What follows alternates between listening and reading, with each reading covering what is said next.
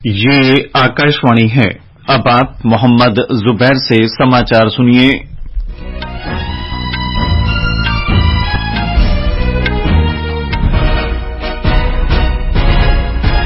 राजस्थान विधानसभा चुनाव के लिए आज मतदान होगा।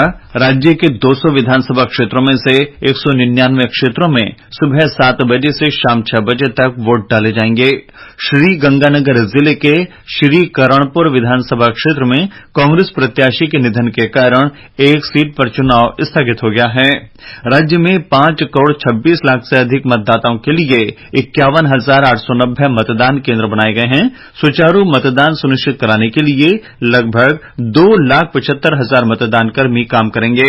मुख्य चुनाव अधिकारी प्रवीण गुप्ता ने आकाशवाणी को बताया कि स्वतंत्र और निष्पक्ष मतदान के लिए तैयारियां पूरी कर ली गई हैं। मतदाताओं को मतदान केंद्र पर अपने साथ मतदाता पहचान पत्र ले जाना जरूरी है। मतदाता पहचान पत्र नहीं होने की स्थिति में आधार कार्ड, मनरेगा job card, driving licence, PAN card, भारतीय पासपोर्ट समेत भारत निर्वाचन आयोग द्वारा अधिकृत किए गए 12 वैकल्पिक दस्तावेज दिखाकर भी वोट डाल सकेंगे। तेलंगाना में चुनाव प्रचार अपने अंतिम चरण में पहुंच गया है। राज्य में चुनाव प्रचार के लिए कुछ ही दिन शेष बचे हैं। राज्य में इस महीने की 30 तारीख को मतदान होने जा रहा है और सभी प्रमुख दलों के शीर्ष नेताओं ने विभिन्न निर्वाचन क्षेत्रों में प्रचार तेज कर दिया है।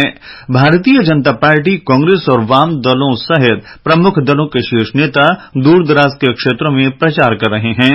प्रधानमंत्री नरेंद्र मोदी तेलंगाना में आज से 3 दिन तक प्रचार करेंगे। प्रधानमंत्री नरेंद्र मोदी आज सुबह कर्नाटक में बेंगलुरु स्थित हिंदुस्तान एरोनॉटिक्स लिमिटेड HAL का दौरा करेंगे। इस दौरान वे तेजस लड़ाकू विमान की निर्माण सुविधाओं सहित अन्य जगहों पर भी जाएंगे। प्रधानमंत्री का यह दौरा ऐसे समय हो रहा है जब भारतीय वायुसेना ने निविदा जारी कर HAL से 12 अत्याधुनिक सुखोई 30 MKI लड़ाकू विमान खरीदने का निर्णय किया है। DRDO प्रमुख डॉ समीर V कामत ने कहा कि इससे भारतीय रक्षा क्षेत्र को काफी बढ़ावा मिलेगा।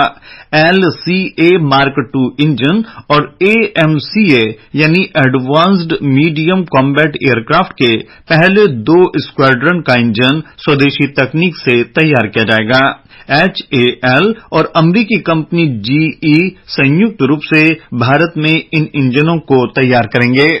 उत्तरकाशी में सिलक्यारा सुरंग में फंसे 41 मजदूरों का बचाव अभियान सुचारू रूप से चल रहा है।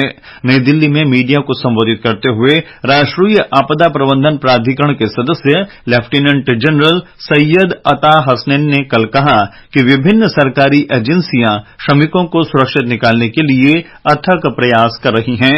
उन्होंने बताया कि बचाव दल करीब 45 से 46 मीटर अंदर तक पहुंच चुका है। हालांकि कुछ बाधाओं के कारण बचाव अभियान भी प्रभावित हुआ। हमास ने इजरायल के साथ 4 दिवसीय संघर्ष विराम और अदला बदली समझौते के तहत गजा में रखे गए बंधकों के एक समूह को कल रिहा कर दिया।